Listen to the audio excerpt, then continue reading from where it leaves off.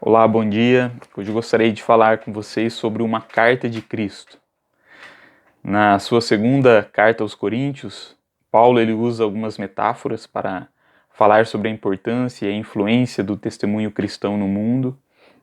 No capítulo 2, por exemplo, ele afirma que nós somos o bom perfume de Cristo, né? Que Deus, por nosso intermédio, ele exala em todo lugar a fragrância do seu conhecimento. Um aroma de vida para aqueles que são salvos, mas de morte para aqueles que se perdem. Já no capítulo 3, Paulo ele usa uma outra figura. Paulo ele afirma que nós somos uma carta de Cristo. Ele afirma: vocês mesmos são a nossa carta, escrita em nosso coração, conhecida e lida por todos.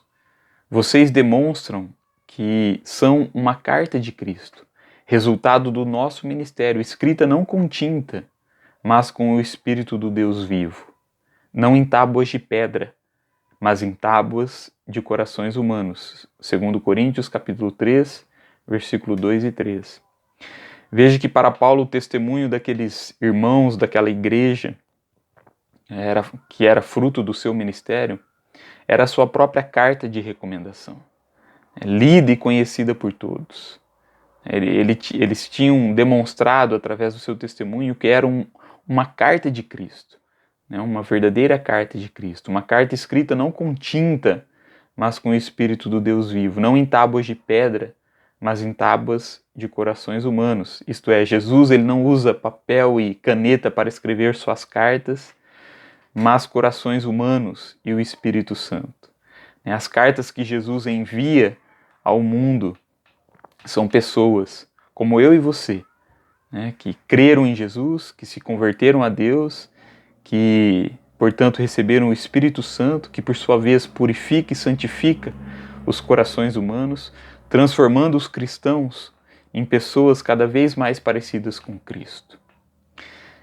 Ser uma carta escrita por Jesus, portanto, implica em ser um instrumento, um agente, um representante de Jesus no mundo, de ser um agente, um instrumento da graça, da bondade e do amor de Deus no mundo.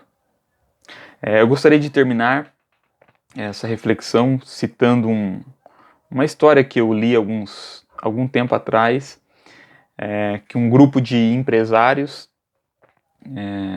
foi a uma conferência que terminou um pouco mais tarde do que o esperado, e esse atraso os expôs à possibilidade de perderem o voo de retorno, de volta. E por esse motivo, no final da conferência, todos correram para o aeroporto e enquanto corriam, eles esbarraram em uma cesta cheia de maçãs de uma loja perto do terminal. E todos continuaram correndo, menos um deles, que parou e pegou todas as maçãs. E quando estava prestes a retornar à corrida, ele percebeu que a vendedora era cega e que havia deixado as maçãs caírem novamente no chão. O homem, então, pacientemente pegou as maçãs novamente e organizou as maçãs na cesta. E ele estava prestes a sair novamente, correndo, quando percebeu que as maçãs estavam todas amassadas. Então ele pegou $100 e deu àquela vendedora, que, surpresa com esse gesto, perguntou-lhe: "Com licença, senhor, você é Jesus?" E o empresário ficou imóvel naquele momento, com lágrimas nos olhos. Então ele respondeu: "Eu sou um dos irmãos dele."